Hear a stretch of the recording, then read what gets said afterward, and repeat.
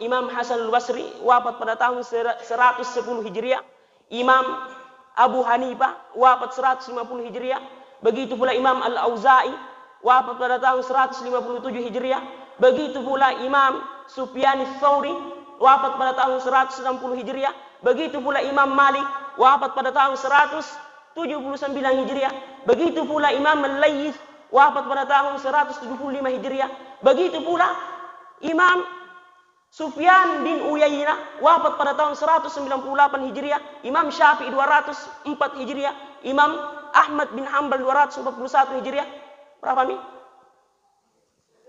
Imam Az-Zahiri 270 Hijriah. Begitu pula Imam Abu Ishaq Ar-Rahwi wafat pada tahun 238 Hijriah. Yang terakhir Imam Abu Ats-Tsaur 240 Hijriah. Setidaknya ada 14 imam mazhab yang ada di permukaan bumi ini. Namun yang sampai sekarang karena ada pengikutnya hanya 4 mazhab.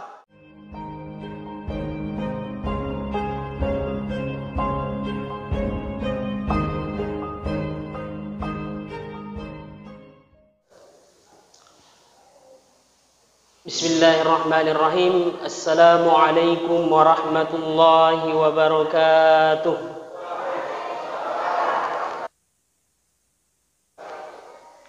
Saya ulangi lagi biar semangat ya. Assalamualaikum warahmatullahi wabarakatuh.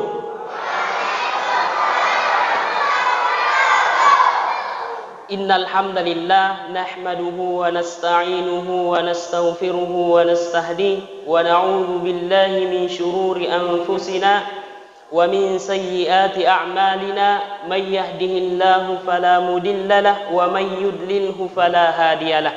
Asyhadu an la ilaha illallah wa anna Muhammadan abduhu wa rasuluhu fil awwalin wal akhirin wal alamin wa fi kulli waqtin wa hin wa ballagha risalatahu wa adda al amanatahu wa nasaha lil ummah wa jahada fi sabilillahi hatta atahu al yakin wa ala alihi al atrar wa ashabihi al akhyar wa atba'ihi ila yaumiddin, amma ba'd.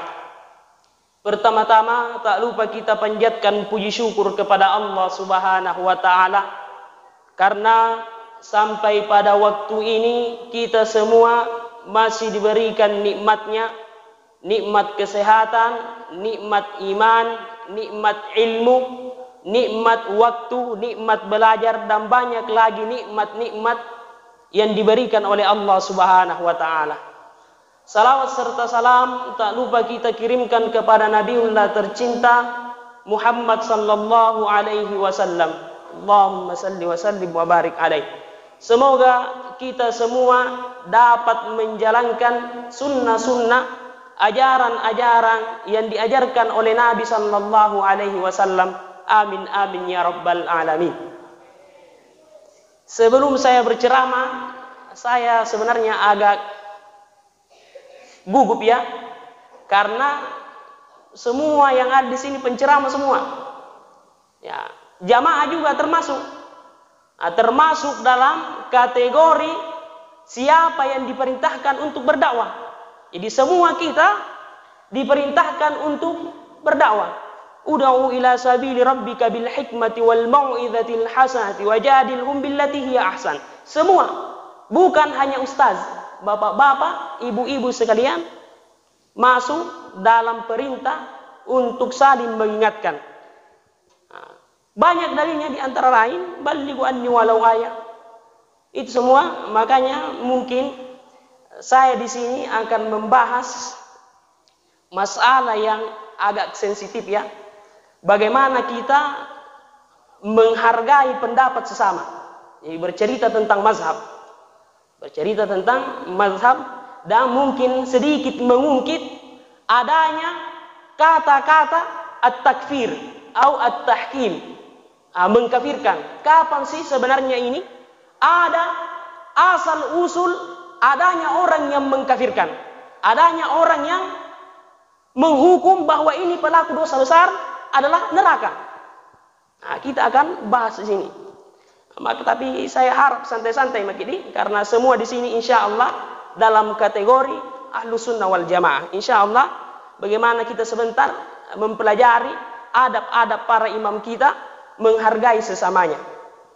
Ma'asyiral muslimin, sidang jamaah maghrib yang insya Allah dirahmati oleh Allah Subhanahu wa ta'ala. Pertama, bercerita masalah mazhab, secara bahasa ada dua pandangan ulama kita. Yang pertama, ma dhahaba ilaihi, yaitu apa tujuan, hendak kemana kita mengambil pandangan.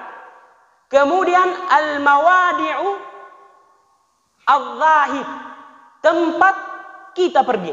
Jadi dua makna secara bahasa apa yang dimaksud dengan mazhab tersebut. Jadi sebelum jauh lebih mengetahui tentang mazhab, itu dia. Ketika Imam Syekh Ali Jum'ah misalnya, mufti Mesir sekarang, begitu pula Syekh Usama Sayyid Al-Ashari, Dr. Usama, begitu pula Syekh Mustafa A'la Na'imah, ketika ditanyakan bagaimana orang-orang yang bermazhab, apakah wajib kita bermazhab atau bagaimana? Apa kita harus memiliki satu mazhab ataukah berpindah-pindah mazhab? Semua dari ulama-ulama tersebut yang modern ketika ditanya secara umumnya mengatakan perlunya, lazim, la budda, perlunya seseorang untuk memiliki satu mazhab. Jadi satu yang kita ketahui adalah perlunya kita semua untuk mengetahui atau memiliki satu mazhab. Berapakah mazhab? Itu pertanyaan juga. Siapa tahu ada yang di luar dari mazhab-mazhab yang ada dalam Islam. Mazhab ini diantaranya secara umum ulama kita ada 14 mazhab. Contohnya Imam Hasan al-Basri wafat pada tahun 110 Hijriah. Imam Abu Hanifah wafat 150 Hijriah. Begitu pula Imam Al-Auza'i wafat pada tahun 157 Hijriah. Begitu pula Imam Sufyan ats-Tsauri wafat pada tahun 160 Hijriah. Begitu pula Imam Malik wafat pada tahun 179 Hijriah. Begitu pula Imam Al-Laits wafat pada tahun 175 Hijriah. Begitu pula Imam Sufyan bin Uyainah wafat pada tahun 198 Hijriah. Imam Syafi'i 204 Hijriah. Imam Ahmad bin Hanbal 241 Hijriah. Berapa nih? Imam Az-Zahiri 270 Hijriah. Begitu pula Imam Abu Ishaq Ar-Rahwi wafat pada tahun 238 Hijriah. Yang terakhir Imam Abu Ats-Tsaur 240 Hijriah. Setidaknya ada 14 imam mazhab yang ada di permukaan bumi ini. Namun yang sampai sekarang karena ada pengikutnya hanya 4 mazhab.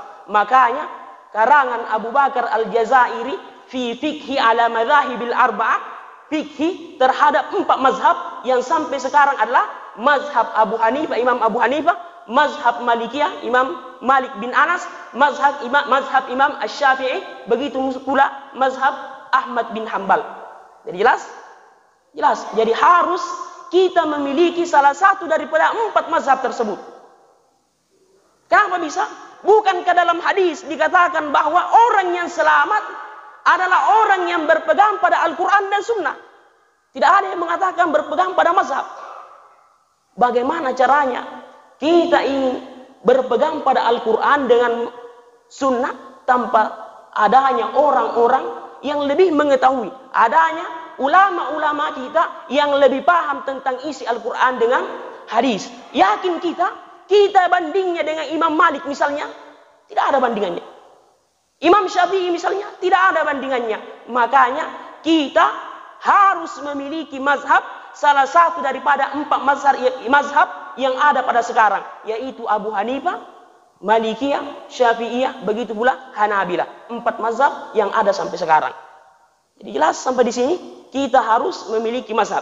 Imam Syekh Ali Jum'ah, Syekh Usama Al-Ashari, begitu pula Abu A'la Mustafa Al-Ashari mengatakan bahwa perlu. Bahkan imam-imam yang lain mengatakan wajib memiliki mazhab agar supaya apa? Kita tidak mempermainkan agama-agama Allah. Pertanyaannya, bolehkah kita pindah-pindah mazhab? Boleh. Imam Abu Hamid Al-Ghazali adalah mazhab Syafi'i, namun sekali-kali mengingkari pendapat Imam Syafi'i dan mengikut kepada Imam Abu Hanifah. Siapa yang boleh? dengan syarat orang tersebut tidak ada niat untuk mempermainkan agama Allah dan mengetahui tentang dalil-dalil yang lebih kuat, siapa yang diambil antara mazhab yang satu dengan mazhab yang lain. Kita semua mungkin termasuk saya tidak memahami, makanya kita tentukan satu mazhab. Contohnya borkal misalnya, kunut di waktu subuh berarti mazhab Syafi'i. Mazhab Syafi'i. Jangan sampai penceramah di sini ada ceramah subuh nanti di Ramadan, kemudian tidak kunut. Marah orang-orang borkal. Karena tidak ada penghargaan terhadap orang yang bermazhab Syafi'i di tempat ini. Ma'asyiral muslimin, insyaallah dirahmati oleh Allah Subhanahu wa taala. Kemudian kembali ke mazhab tadi. Secara bahasa, mazhab terbagi menjadi dua hal. Ma dhahaba ilaihi, adapun ulama yang mengatakan ini adalah hanya singkatan seperti basmalah, basamami, bukan basamami. Bismillah, bismillahirrahmanirrahim.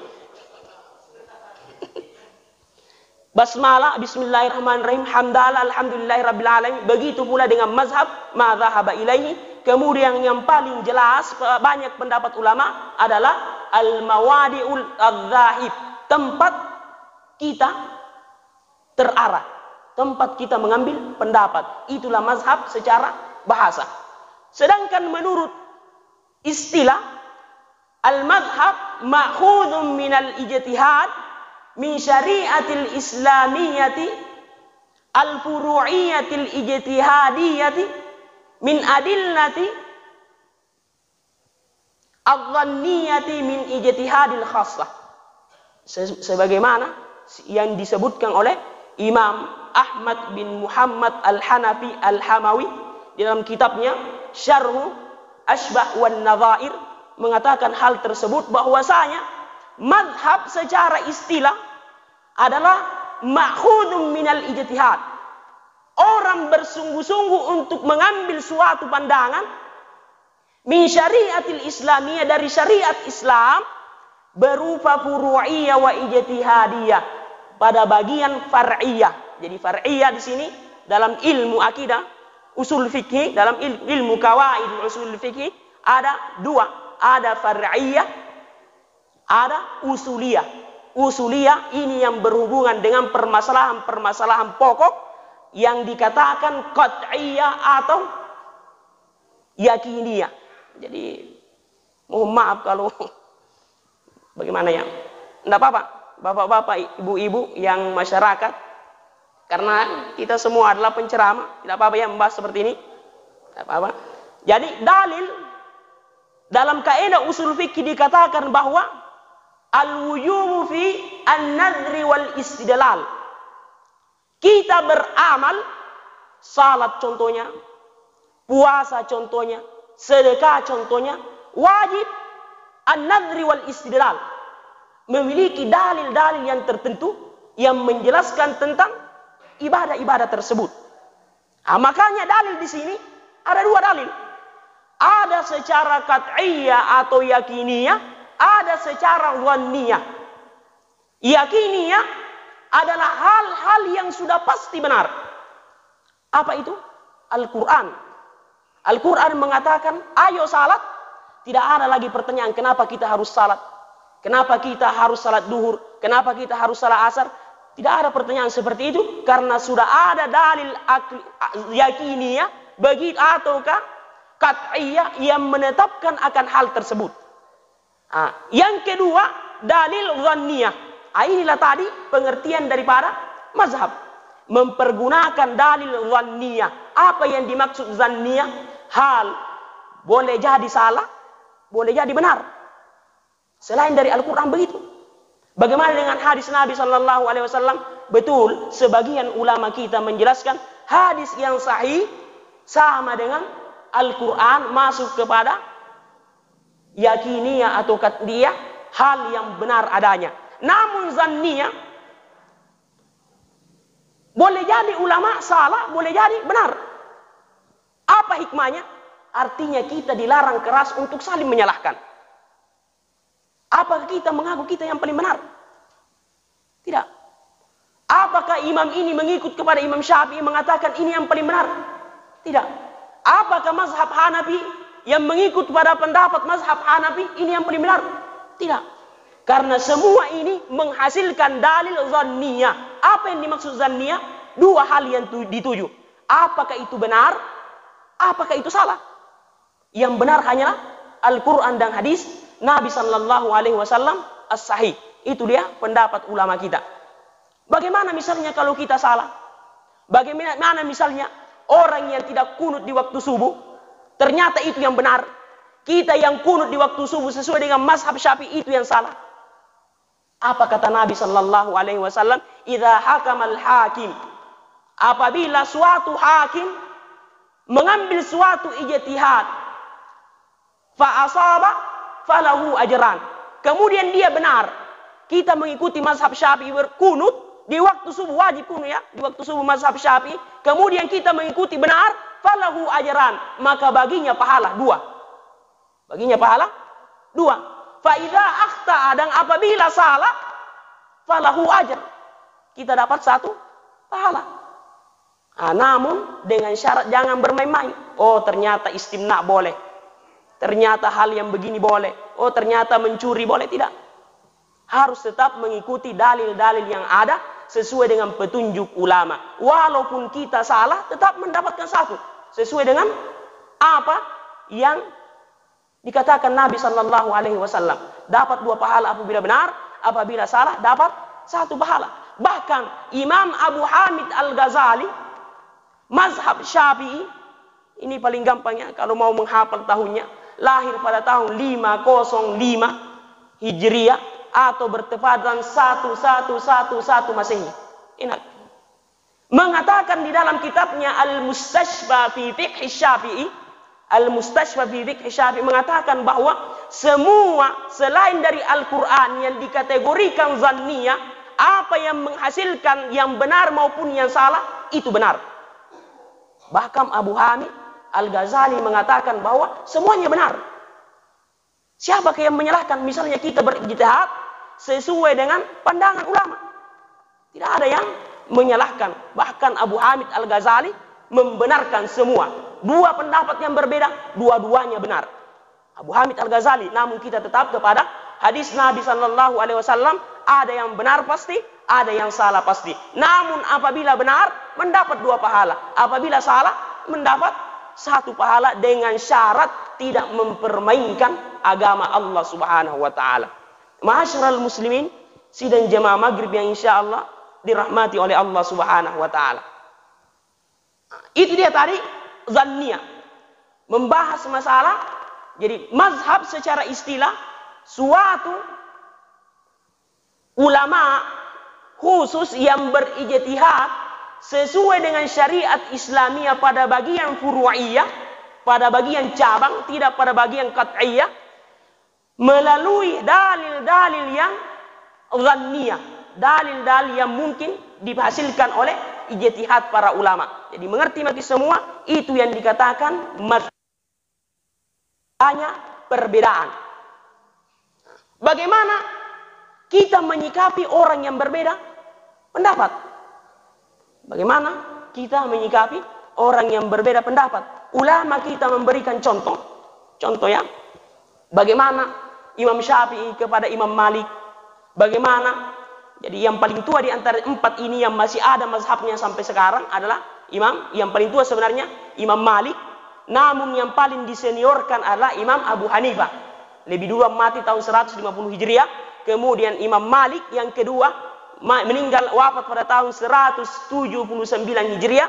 Kemudian Imam Syafi'i 204 Hijriah. Kemudian Imam Ahmad bin Hanbal 241 Hijriah. Ini empat imam yang tersisa. Indonesia mayoritasnya Syafi'iyah. Indonesia mayoritasnya Syafi'iyah. Saudi Arabia mayoritasnya Malikiyah. Afghanistan, Pakistan yang mayoritas dengan mazhab Hanafiyah. Ahmad bin Hanbal banyak di Maroko misalnya. Jadi terbagi-bagi. Walaupun masing-masing negara memiliki empat mazhab tersebut. Jadi kalau di Mesir semua ada semua empat mazhab. Makanya di situ kalau kita mau melihat orang yang toleransi sesamanya yang berbeda pendapat, di situ kita lihat.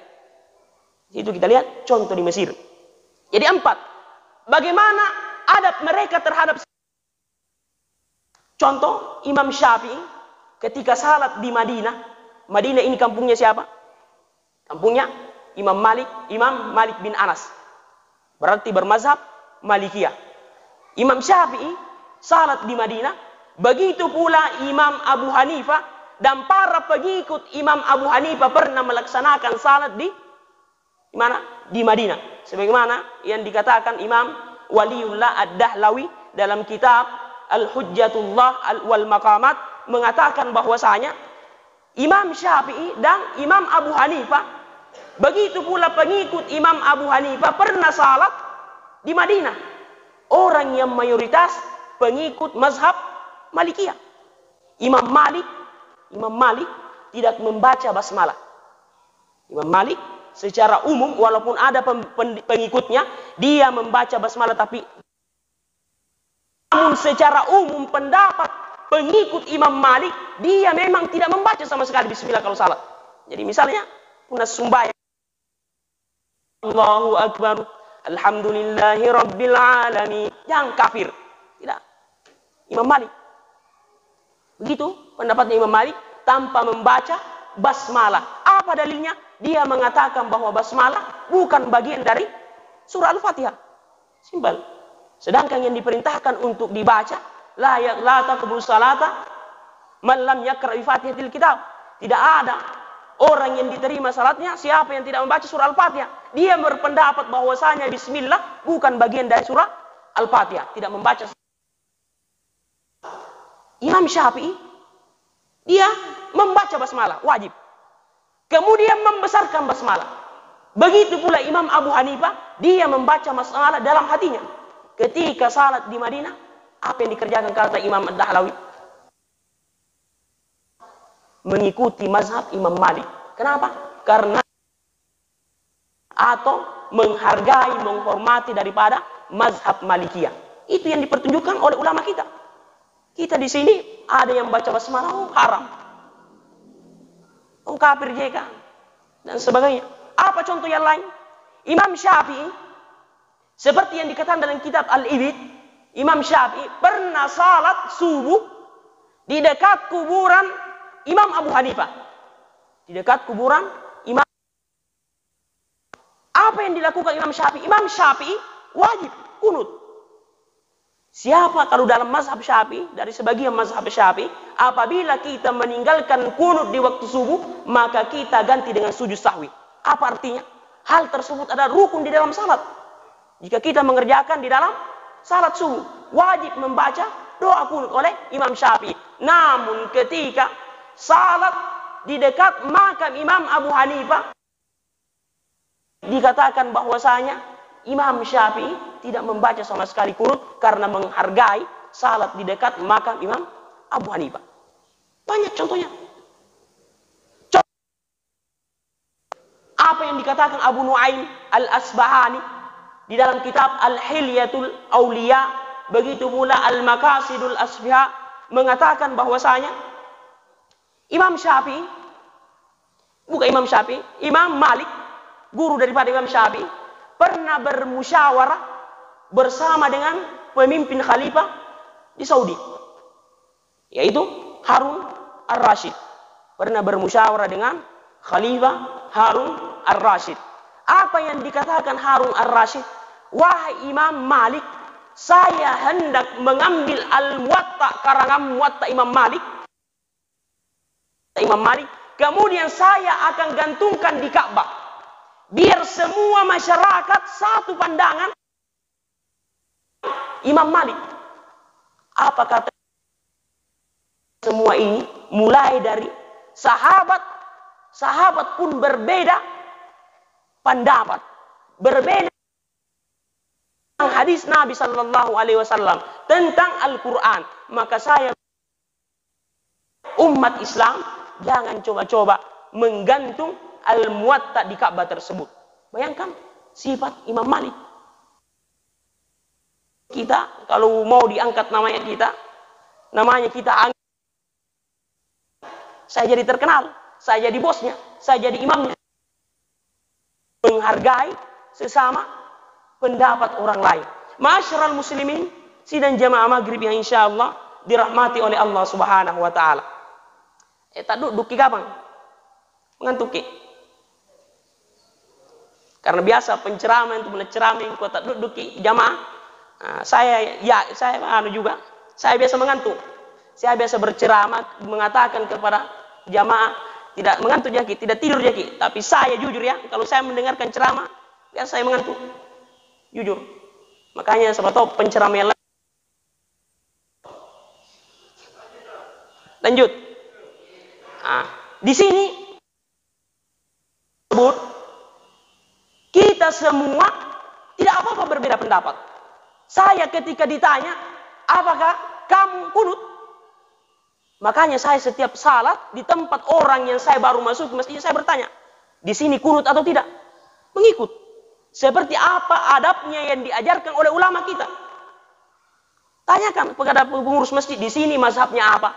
Di sini kunut atau tidak? Di sini baca basmalah atau tidak? Tidak apa-apa berbeda pendapat. Asalkan semua masih di dalam ranah ahlus sunnah wal jamaah. Asalkan semua dalam ranah ahlus sunnah wal jamaah. Saya yakin ITMI, pejuang subuh, bikers dan sebagainya, komunitas-komunitas yang lain, semua berada di dalam ranah ahlus sunnah wal jamaah. Walaupun berbeda pandangan misalnya, itu hal yang wajar. Hal-hal yang wajar. Satu tujuan bagi Islami. Umat agar lebih beriman, bertakwa, rajin beribadah kepada Allah Subhanahu wa taala. Namun ada saja perbedaan. Satu, Al-Quran yang ingin kita ketahui. Hadis Nabi yang ingin kita ketahui. Namun banyak pendapat karena itu beda. Contoh saya kasih secara ilmiahnya ya. Punna cinik jarang. Serea pasti nakana ini jarang ane bangkena. Betul tidak? Betul tidak? Betul. Yang lain, orang yang satu mengatakan jarang. Betul tidak? Mengatakan jarang ane ulunna. Yang satu mengatakan ada perutnya dan sebagainya. Ada bulunya, ada dagingnya, berbeda-beda. Tapi satu jarang. Tapi dari pandangan ulunna ina cini, mengatakan jarang yuni ulunna. Ina cini ukane potina dan sebagainya. Begitulah perbedaan ulama. Yang penting di sini bagaimana menghargai, bagaimana mendukung, menjadikan masyarakat khususnya di kampung ini, di Kabupaten Bantaeng, menjadi masyarakat yang rajin beribadah, menjadi masyarakat yang beriman, bertakwa kepada Allah Subhanahu wa taala. Masyarul muslimin, sidang jamaah maghrib yang insyaallah dirahmati oleh Allah Subhanahu wa taala. Sebagaimana sejarah at-takfiri, jadi mulai adanya permasalahan-permasalahan bahwa siapa orang yang pertama mengatakan itu. Jadi sebenarnya perbedaan pendapat itu mulai masih di zaman Nabi SAW. Sebelum kita jauh membahas adanya pengkafiran tentang sesamanya, kita kembali di zaman, bahkan di zaman masih ada Nabi Sallallahu Alaihi Wasallam. Pendapat apa contohnya? Kisah Bani Quraidah. Kisah Bani Quraidah, yang mana pada saat itu di dalam riwayat Nabi Sallallahu Alaihi Wasallam dengan sekelompok umat Islam salat di suatu tempat, salat duhur. Kemudian perintah Nabi Sallallahu Alaihi Wasallam, engkau wahai jama'atun minal muslimin, wahai umat Islam, salat asar di Bani Quraidah. Titik. Itu perintah daripada Nabi Sallallahu Alaihi Wasallam. Engkau wahai kelompok umat Islam, salat asar di tempat Bani Quraidah. Di dalam perjalanan masuk waktu asar. Di dalam perjalanan masuk waktu asar. Kemudian yang satu kelompok mengatakan, saya hendak melaksanakan salat asar. Apa? Bukankah salat di awal waktu itu yang diafdal? Apa maksudnya salat tepat pada waktunya? Salat di awal waktu. Jadi punah sumbayang, kita bercerita kisah masalah sumbayang. Sumbayang ada salat di dalam waktu, di awal, di akhir waktu. Itu semua masih dalam kategori adaan. Usalli fardal maghribi salasa rakaatin mustaqbilal kiblati, adaan di dalam waktu tersebut. Namun bagaimana misalnya nak ke ustaz 50 pi umurku nampak sembayang. 50 pi misalnya umurku, ada yang begitu. Nenekku termasuk. Nenekku termasuk. Nenek yang jauh. Nenek yang jauh termasuk. Salat di umur 50 tahun. Walaupun haji 10 kali, umrah 20 kali, menangis di depan Ka'bah, ampuni saya Allah, andai ku sembahyang, mulai dari saya balik saya tidak diampuni. Tidak diampuni sampai kita membayar daripada salat tersebut. Sepakat 4 mazhab. Sepakat 4 mazhab. Bagaimana cara membayarnya?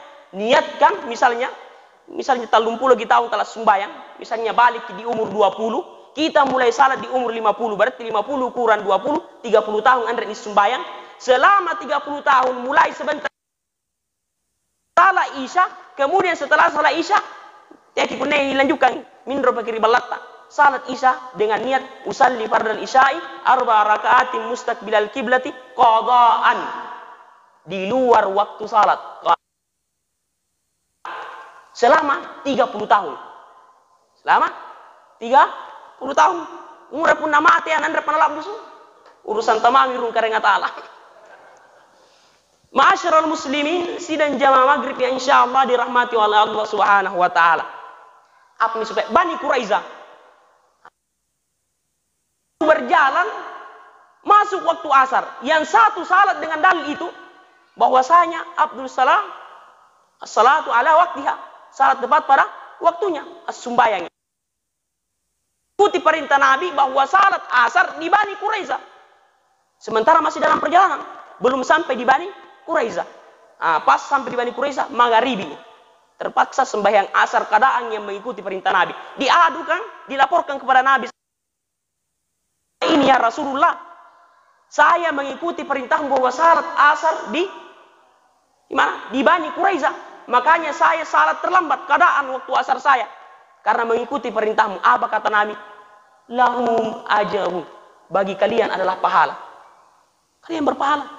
Bagaimana orang yang tidak mengikuti perintah? Saya berijtihad ya Rasulullah. Saya berijtihad bahwasanya apabila saya meninggalkan hadismu yang mengatakan bukan salat tepat pada waktunya, maka saya melanggar perintahmu. Bahwasanya salat di dalam waktu itu adalah afdal. Perintahmu dengan makna tafsiran bahwasanya percepat langkah agar cepat sampai di Bani Quraiza. Dia menafsirkan bahwasanya dipercepat langkahnya menuju ke Bani Quraiza agar sampai di Bani Quraiza pada waktu asar. Itu dia tafsirannya. Sudah ada ijtihad ulama. Apa kata? Lahu ajr, bagimu pahala. Anda nasi saja. Mohon maaf bila ada kesalahan. Insya Allah di lain waktu kita bisa berbagi ilmu. Semoga bermanfaat. Wa bihamdik asyhadu an la ilaha illa anta astaghfiruka wa atubu ilaik. Minallahil musta'an wa alaihi tiklan. Assalamualaikum warahmatullahi wabarakatuh.